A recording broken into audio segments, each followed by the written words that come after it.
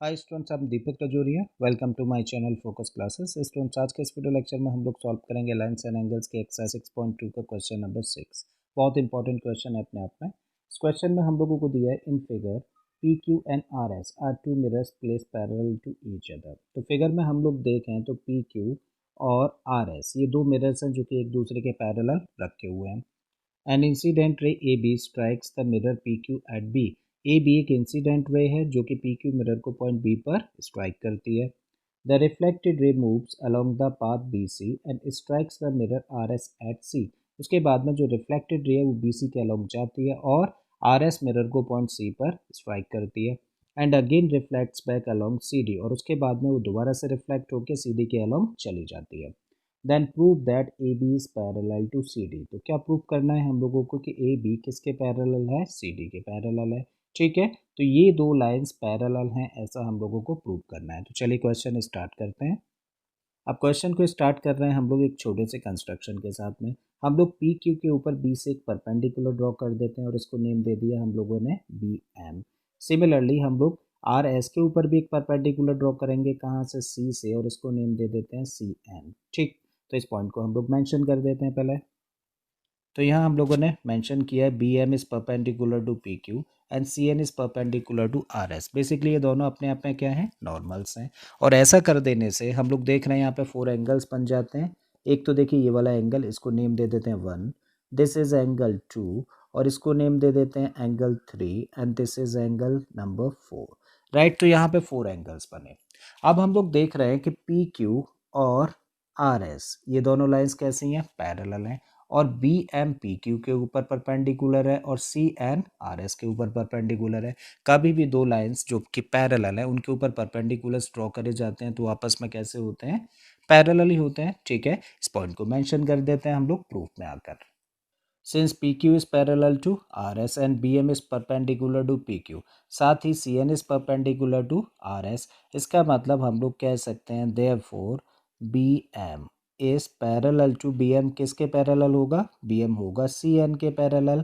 Correct. और अगर B M और सी एन पैरेलल लाइंस हैं तो ये अपने आप में क्या है, ट्रांसवर्सल, इन दोनों लाइंस को कट कर रही है ना। ठीक है, और ऐसे में फिर हम लोग क्या कह सकते हैं कि एंगल 2 यानी कि ये वाला एंगल किसके इक्वल होगा, इस एंगल 3 के इक्वल होगा। ऑल्टरनेट इंटीरियर एंगल्स की प्रॉपर्टी से मेंशन कर देते हैं। ठीक, B M is parallel to C N, this implies कि एंगल 2 और एंगल 3 आपस में कैसे हो जाते हैं, इक्वल हो जाते हैं। इंपॉर्टेंट पॉइंट है, रीजन बता देते हैं, ऑल्टरनेट इंटीरियर एंगल्स। ठीक है, अब हम लोग आते हैं एंगल 1 और एंगल 2 पर।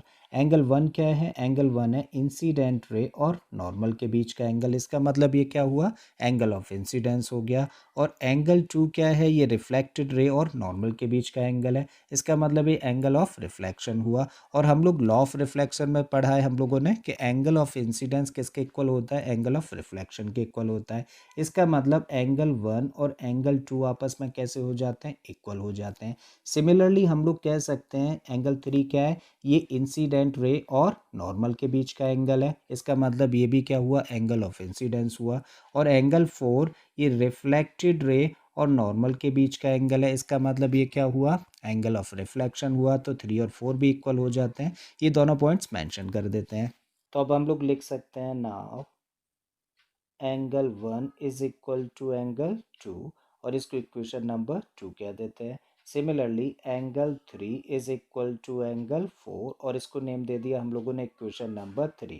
किस रीजन से, angle of incidence equal to angle of reflection by equation number 1, 2 and 3।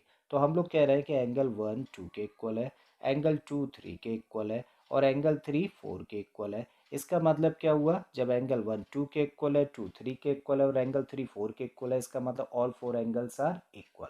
ठीक है, तो हम लोग कह सकते हैं angle 1 is equal to angle 2 equal to angle 3 equal to angle 4, means all four angles are equal. और अगर ये चारों के चारों एंगल्स इक्वल हैं तो कोई भी दो एंगल्स का सम बाकी के दो एंगल्स के सम के इक्वल होगा, होगा ना।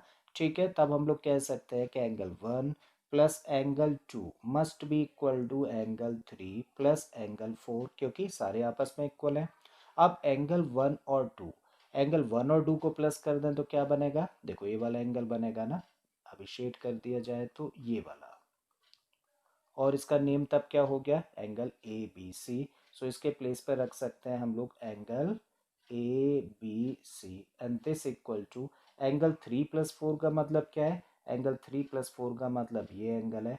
और अगर इसको हम लोग नेम दें तो इसको नेम दे सकते हैं angle B C D, right. तो ये दो एंगल्स कैसे हो जाते हैं, इक्वल हो जाते हैं। बट ये दो एंगल्स कैसे हैं, ऑल्टरनेट इंटीरियर एंगल्स हैं, जो कि side A B, side C D और ट्रांसवर्सल बी सी बनाती है, ठीक है। और अगर अल्टरनेट इंटीरियर एंगल्स इक्वल होते हैं तो लाइंस कैसी होती हैं, पैरेलल होती हैं। यही पॉइंट मेंशन कर देते हैं।